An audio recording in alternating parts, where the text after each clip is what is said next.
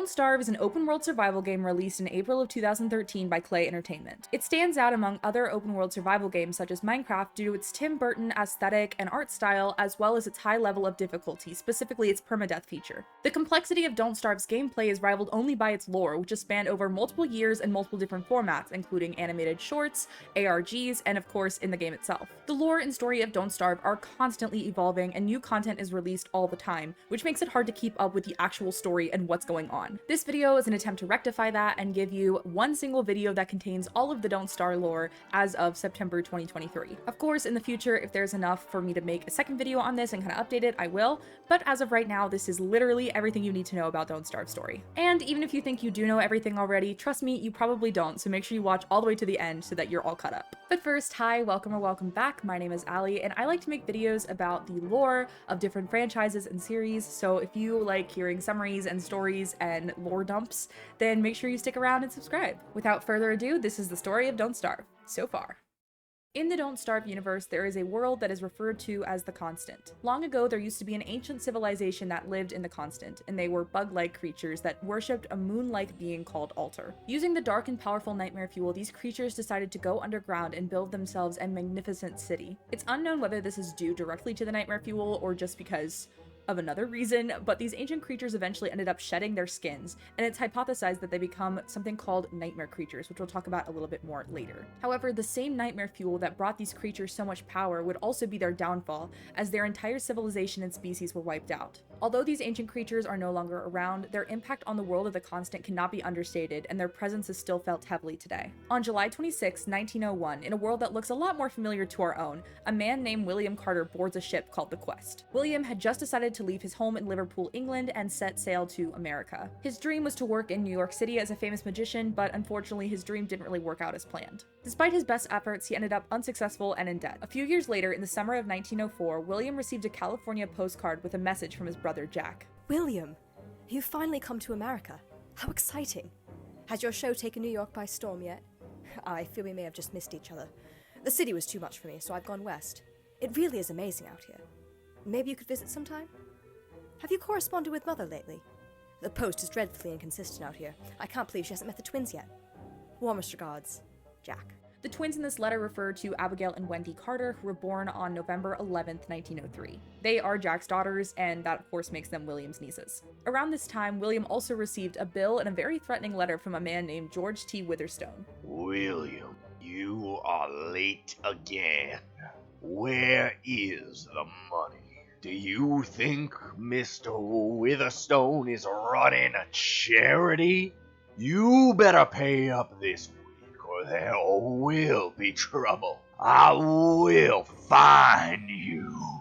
On August 15th, 1904, William decided to buy a train ticket that would take him from New York City all the way to San Francisco, presumably to 1, try to escape his debt, and 2, see his brother and his family. However, he'd never reach his destination, as his train actually struck an Abernethy and Parker circus wagon. Dozens were injured, and William was presumed dead. However, this was far from true. Sometime shortly before the crash, William had found a mysterious book. When the train crashed, he was pinned under a broken train car, but he was still holding on to the book. The strong man of the circus wagon that was struck, a man named Wolfgang, saw William pinned under the circus car and rushed over to try to help him. Despite his strength, Wolfgang struggled to lift the train car off of William. The situation seemed hopeless until shadowy tendrils flowed out of the book that William had found and flowed right into Wolfgang, giving him enough strength to lift and throw the train car off of William, saving his life. And as soon as they appeared, the shadows were gone, right back into the book. Instead of being grateful to Wolfgang and thanking him for saving his life, William was horrified that someone else saw the dark magic come out of the book and decided to take the book and run and hide in the desert. The book that William had found is called the Codex Umbra, which is a book that contains information about shadow creatures and actual dark magic. Upon studying the book, William realized that he could do real magic, so his dream of being a famous magician wasn't necessarily off the table yet. Not only that, but because everyone thought he was dead, he didn't have to worry about his debt anymore, so he was basically free to completely start over, and this time he had what he thought was his trump card. He eventually made it to North Fork, Nevada, where he decided to write his brother Jack a letter. Jack, the strangest thing has happened. Please discount all reports of my demise, should they reach you. I am very much alive, despite my recent misadventures. I have discovered something. A book of sorts. I have yet to decode it fully, but what little I have deciphered has opened my mind to terrifying new possibilities. I shan't say more through post. I fear it may attract unwanted attention.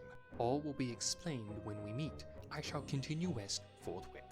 William. William decided to have another go at being a magician, this time in San Francisco and with real magic. To separate himself from the past, he changed his name to Maxwell and decided to adopt a more confident and mysterious persona. He had much more success this go around, and on June 6, 1905, he decided to send an advertisement out looking for a female assistant. He eventually hired a young woman named Charlie, and the two quickly became close, and his shows continued to do better and better. In his spare time, unbeknownst to anyone else in his life, he decided to continue experimenting with the Codex Umbra. A terrible form took shape in the air of the ritual last night.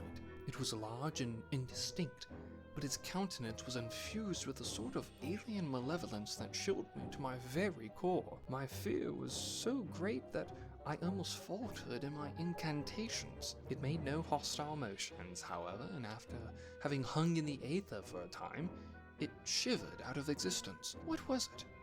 Was it observing me? Is it the guardian of some deeper secret to which I am drawing closer? In any event, I'm not keen to meet its like again.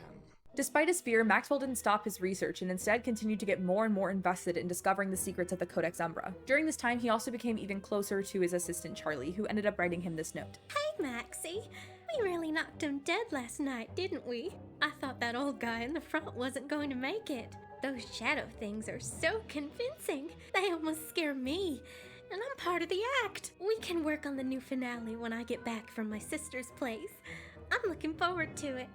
Charlie. Over the course of the next few months, the duo would continue to perform as normal, but Maxwell's obsession with the Codex Umbra became all-consuming. He started to become so fixated on his experiments that he would disappear for days at a time, which left Charlie feeling confused and worried. This all came to a head on April 17, 1906. The duo had a show that night, but Charlie hadn't heard from Maxwell in several days, so she decided to go visit his apartment to see if he was there. He wasn't there, but the door was open, so she decided to go in and look around. Or at least Charlie didn't realize he was there, because he had actually used magic to put himself in a picture so he could kind of watch what she was doing without her actually knowing he was there. Charlie began to look around and eventually found a secret room behind the fireplace. In this room, Charlie found some of Maxwell's research on the Codex Umbra, including some documents as well as some writing on the wall, which was pretty creepy. While looking in this secret room, a couple of shadow creatures started going towards Charlie, but Maxwell was able to banish them away with some light. Soon after this, Charlie ran out of the apartment deeply disturbed, and honestly, I don't blame her, I would have done the same. However, where we differ is that Charlie actually came back to drop off a letter for Maxwell. Max, where are you? I haven't heard from you in days. I stopped by your place. So I've got your props and costume for the show. I'll see you at the theater tonight, I hope. We need to talk about your study room. There's some creepy stuff going on in there. Maybe when this run is over, we can take a little break? My sister said we could use the family cabin up in BC if we want to get away. XO, Charlie. Maxwell did come to the theater that night, but it would end up being one of the worst mistakes he would ever make. During the show, Maxwell attempted to pull shadow creatures from the Codex Umbra, but he greatly overestimated his powers. The shadows instead grabbed both him and Charlie and threw them both into the book. The energy in this event caused massive destruction on Earth, including the 1906 San Francisco earthquake. Shadow creatures also seemed to escape into the real world, some of them fleeing to Maxwell's destroyed apartment, and others going around wreaking havoc on the world. And since they had completely vanished without a trace, both Maxwell and Charlie were deemed missing. Though they would never be seen on Earth again, the duo was not dead. Instead, they had found themselves in the world of the Constant. Here, Maxwell found himself on the Nightmare Throne, making him king of the Constant, able to control and manipulate the world however he wanted. He created dozens of new creatures, continuing to experiment and push the limits of his magic even now. Some of the creatures he created mimicked Earth animals, such as the wolves, others were a combination of two Earth creatures, such as the pangolins, and others were just completely from his own imagination, like the tall birds. He even created elaborate shrines for himself, guarded by clockwork knights, bishops, and rooks. However, this power came with a price, and he was trapped on the throne for all eternity, forced to be king of the Constant whether he wanted to be or not. Charlie, on the other hand, merged with the darkness itself, becoming a creature of darkness but with a lot more power than just your average nightmare creature. She became incredibly powerful, gaining omnipotence and basically being able to do whatever she wants within the confines of the world. Though she retained some aspects of her original sweet personality, she also developed a much darker side, and she would not hesitate to hurt anyone who stepped into her darkness without light. Charlie effectively became the queen of the Constant, able to move around in the shadows as she pleases. Time passes differently in the Constant than it does on Earth, so it's unknown exactly how long it was just the two of them there. However, at some point, Maxwell decided to pull more people in, presumably just because he could and because he was bored. There isn't really a reason why he did this. I think he's just kind of an asshole. He decided to do this by finding people desperate enough to make a deal with him, promising whatever they needed and then getting them to agree. However, they obviously did not know that they were agreeing to being trapped in the constant for all eternity. Regardless, the board had been created, the main pieces put in place, and now let's meet the pawns. The exact timeline of these events have not been confirmed, so I'm basically just kind of putting them together as I think it makes the most sense, but if something comes out later and contradicts this, then I wouldn't be surprised, and I will try to put something in the comments that corrects whatever mistakes I make here. Also, for full transparency, I'm not going to be covering characters who aren't really relevant to the main story, which basically boils down to I'm only going to be covering characters who appear in Don't Starve Together who are not DLC. Alright, that's all the disclaimers I have. We can actually get started now. Presumably soon after deciding to bring more people into the Constant, Maxwell decided to get revenge on the man he once was in debt to, George Witherstone. However, he never actually managed to pull in George T. Witherstone, instead pulling in a random mime named Wes. Wes is a mime with absolutely terrible luck. He actually was not trying to be pulled into the Constant at all. He was trying to get a doll back for Witherstone's daughter and ended up basically pushing Witherstone out of the way and accidentally falling into the portal himself.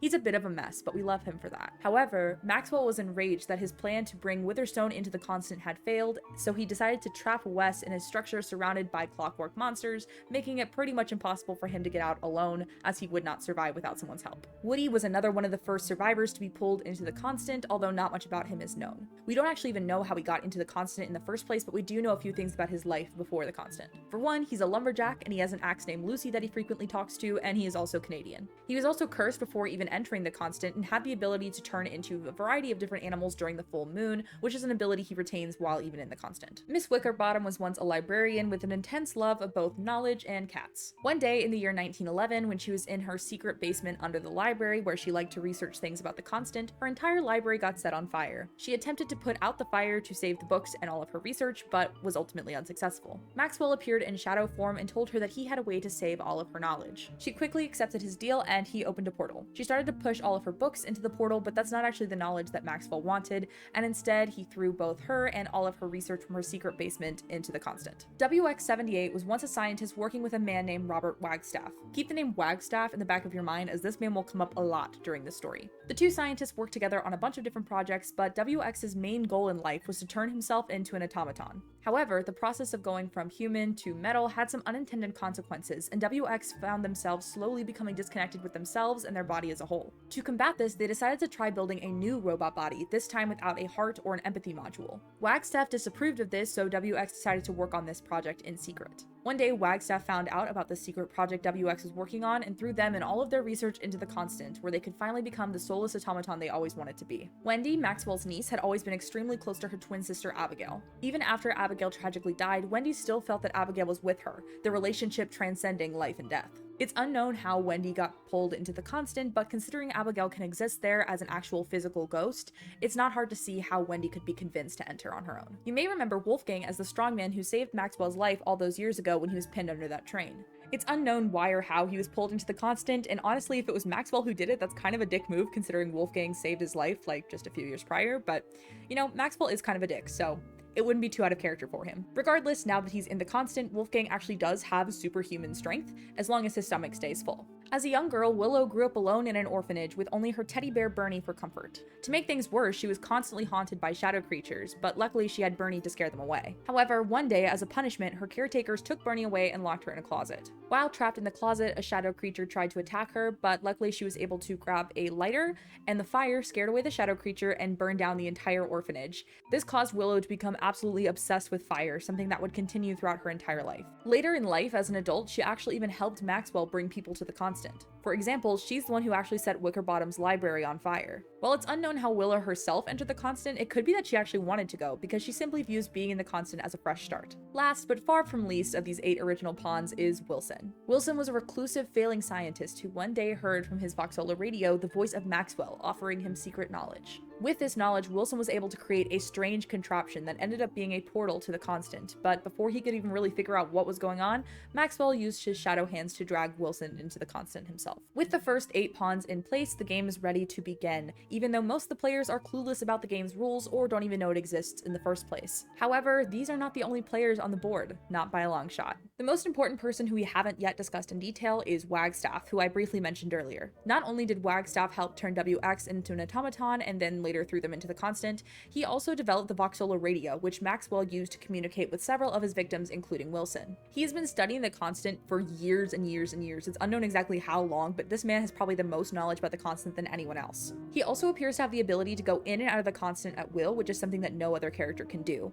as sometimes he is clearly in the constant and sometimes he is clearly not in the constant. His motives are very unclear, and ultimately, considering how many people he has hurt throughout this course of his research, it's likely that they're very self-motivated and that he's kind of just willing to do anything in the pursuit of more knowledge. He is connected to several different characters, some that we've already talked about and some that we're going to talk about in a minute, and regardless, if something weird is going on in the constant, Wagstaff is probably involved somewhere. There was once a young actress who had been facing a lot of criticism for her performance as Wigfrid the Valkyrie. These criticisms were especially hard for this actress to hear because she had put her entire life into becoming Wigfrid the Valkyrie, to the point where she went by Wigfrid, she only ate meat like Wigfrid, and she learned how to fight like Wigfrid. She longed to go back to that role, so when Maxwell appeared and offered to make the entire world her stage and make it so she'd never have to leave the spotlight, she readily agreed. Though being forced into the constant wasn't quite what she expected, she does now get to live every day of her life as Wigfrid the Valkyrie, fighting to stay alive. Around this same time, there was a young boy living on a humble farm. Though he and his family didn't have much, they all were really happy and they truly loved each other. Everything was great until one day Wagstaff showed up with something for the boy's father to look at. It was kept in a covered cage in his father's office, so the boy didn't know what it was. However, he was frustrated that it kept taking his father's attention away from him, so he decided to go investigate himself. In the middle of the night, he went to his father's study and decided to knock over the cage. The cage shattered, and a giant spider straight from the constant emerged and ate the boy. Instead of dying, the boy and the spider actually merged together, becoming a creature that would end up being called Weber. When Weber emerged from the study, his parents chased him out of the house, absolutely terrified of him and not recognizing him as their son at all. Weber was forced out of his house and into the rain, where he heard Maxwell offering him a deal. He was desperate, so he accepted and ended up in the constant. In 1919, a woman named Winona is working in a factory that manufactures Voxola radios. Wagstaff, who if you remember is actually the inventor of the Voxola radio, was actually working on his own secret project within the factory, trying to build a portal to the constant. However, this portal failed and it caused a giant explosion that destroyed the factory. Wagstaff was also declared missing because of this incident as he was pulled into the constant. Winona saw a lot of this happen and tried to help Wagstaff not be pulled through the portal, but she failed and he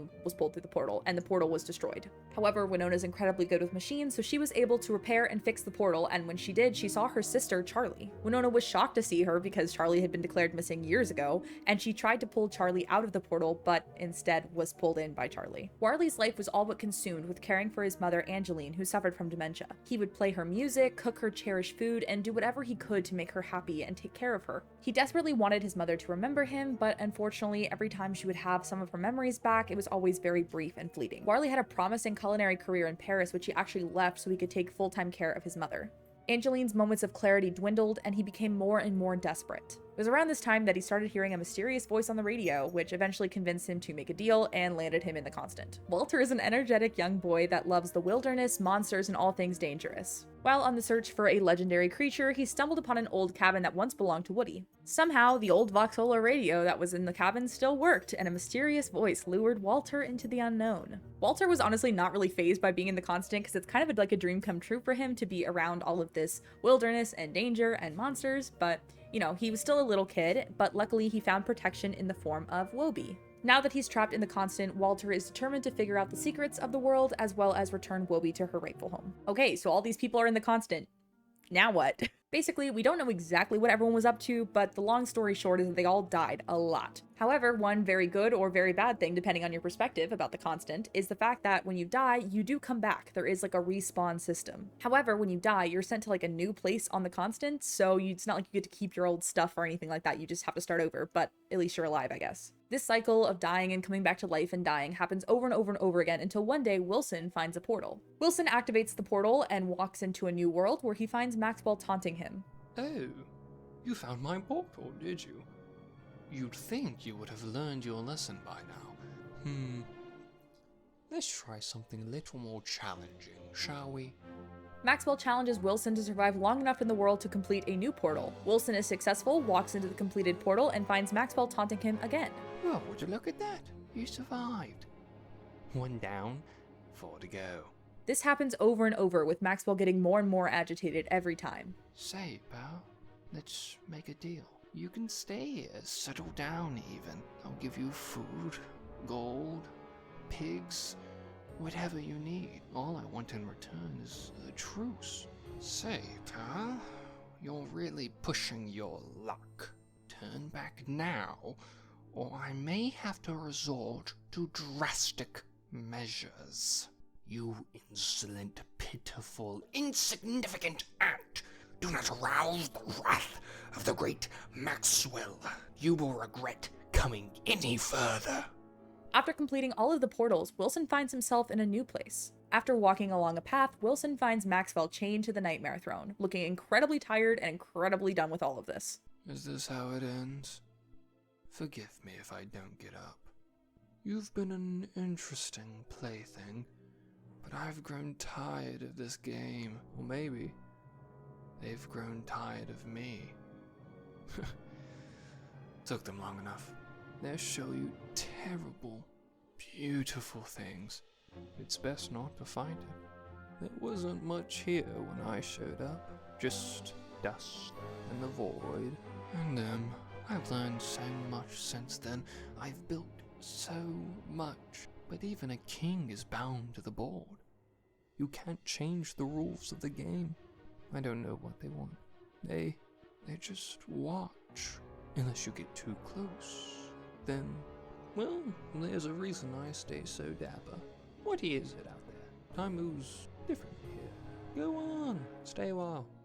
Keep us company, or put the key in the box. It's your decision. Either way, you're just delaying the inevitable. Reality is like that sometimes. I think I've said enough.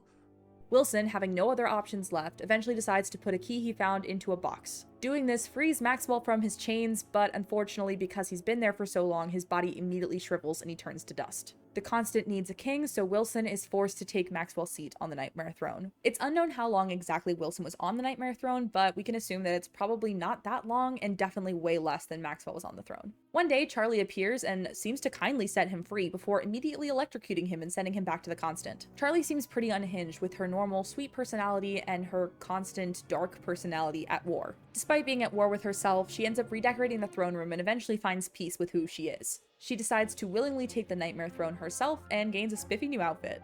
While all of that's going on, Maxwell actually didn't completely die because even though his body turned to dust, he respawned and just became a normal player in the world of the Constant. Because he's been king this whole time, he has no idea how to survive and he kind of sucks, especially because all of the creatures that he created don't recognize him. So he created all of these deadly, horrible creatures that now he has to face. Maxwell eventually stumbles upon Wilson, who has just been ousted off the throne by Charlie. Wilson has already managed to build himself a nice base and has a lot of supplies, and is nice enough to let Maxwell stay with him. Things are very awkward, as Wilson obviously is not the biggest fan of Maxwell, but eventually he decides to be nice and offer Maxwell some food. Wilson asks Maxwell how he's still here after he disintegrated, and Maxwell honestly has no idea. Maxwell then asks Wilson how he escaped the Nightmare Throne, and Wilson explains how Charlie freed him. Maxwell and Wilson then decide to actually start working together, and using their combined knowledge of magic and science, they end up creating a portal. They originally created this portal in an attempt to escape the Constant. However, this isn't actually what ended up happening, and instead the portal just brought all of the survivors who are currently in the Constant together. This ended up actually being a good thing because they could pool their skills and resources and work together in order to stop Charlie from whatever evil plan she had. Or in other words, instead of just trying not to starve, they can not starve together.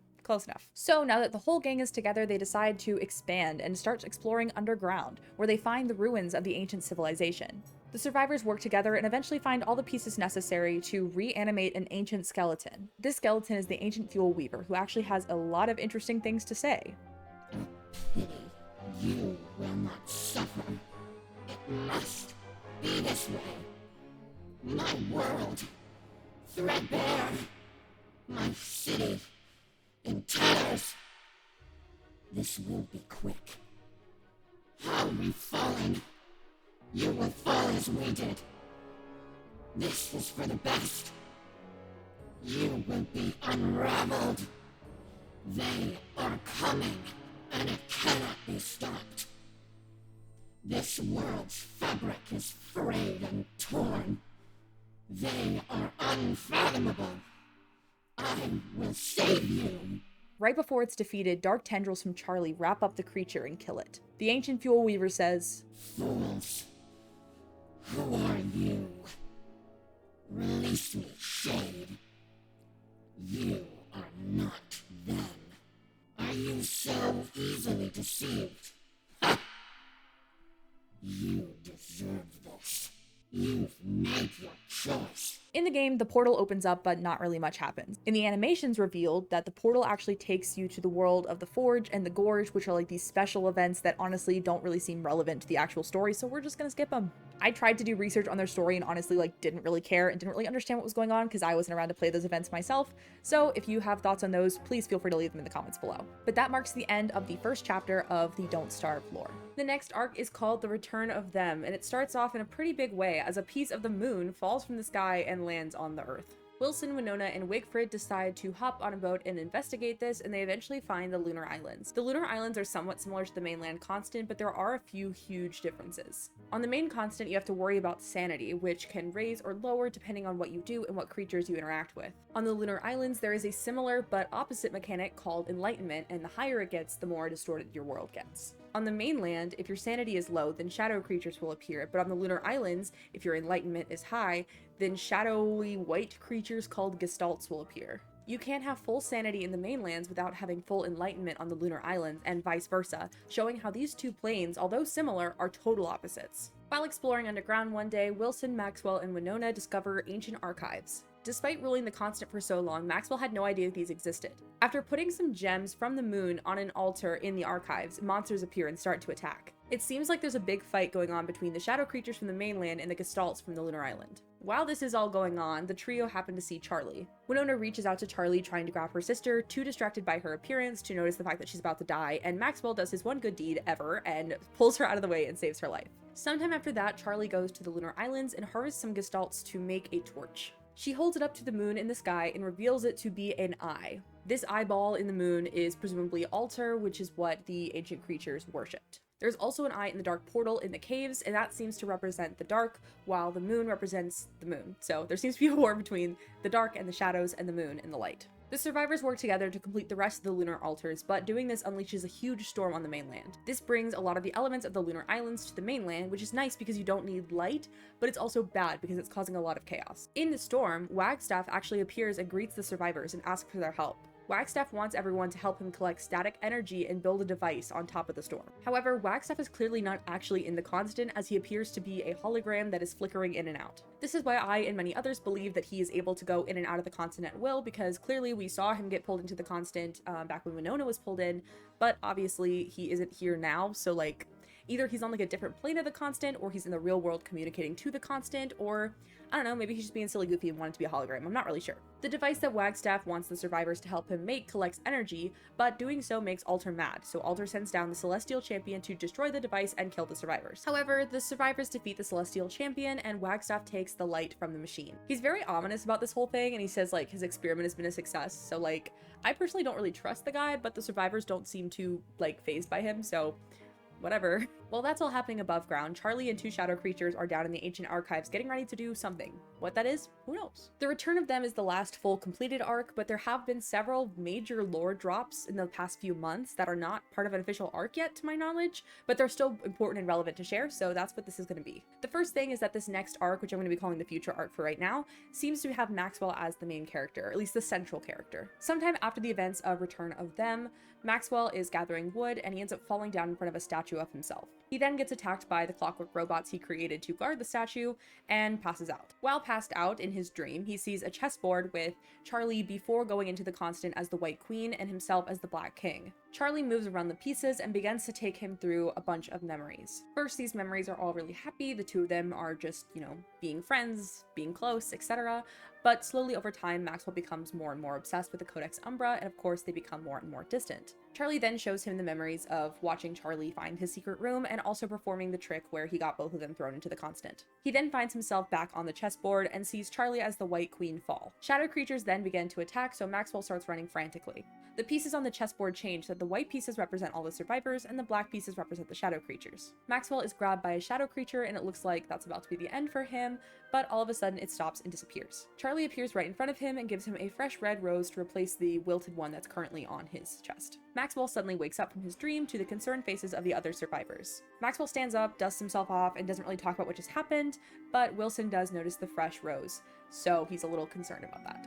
We then see Charlie staring at her chessboard with all of the survivors still as white pawns. She then places Maxwell down as the Black King, believing that he is firmly on her side. It's also interesting to note that Wilson is not one of the pawns on either side of the board. He's not actually on the board at all, so Charlie may have something special planned for Wilson. We're not really sure. Shortly after that, we see Wilson studying roses, presumably because he's concerned about how Maxwell suddenly got a fresh one, when he stumbles upon Wagstaff's hologram working on what looks to be a new portal. Wilson excitedly starts to help Wagstaff out, but pauses when he stumbles across a few pieces of paper. It's then that we learn that Wilson's old house/laboratory was actually Wagstaff's old house/laboratory, which is why a lot of stuff in there is connected to the constant. We also learn that when Wilson first moved in, he found a key that led to a safe containing the Voxola radio that Wagstaff invented and that Maxwell would later use to drag Wilson into the constant. The paper that Wilson is holding is actually the blueprints for that radio, so presumably he's kind of putting the pieces together if he didn't already know that Wagstaff is the one who created the radio. We then cut to Wilson's house/laboratory on Earth and see someone sitting there just watching everything happen.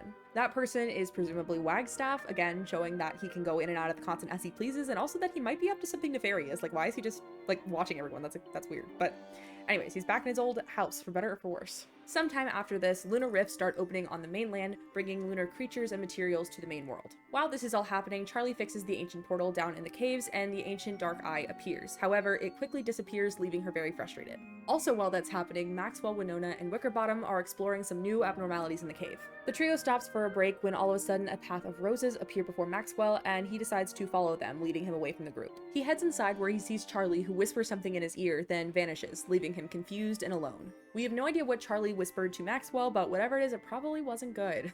And I know that's kind of an anticlimactic ending, but that's all the story we have so far. Like I mentioned earlier, this new arc seems to be really centered around Maxwell, which I'm super excited about because I think he is by far the most interesting character in this series. I'm really excited to see whether or not he decides to stay with the survivors he's now befriended and is like trying to make amends with, or if he goes back to Charlie, who's, you know, obviously has a lot of history with. I also think that this arc is going to be the final battle between the Dark and the Moon, and we'll have a winner one way or the other by the end of this arc.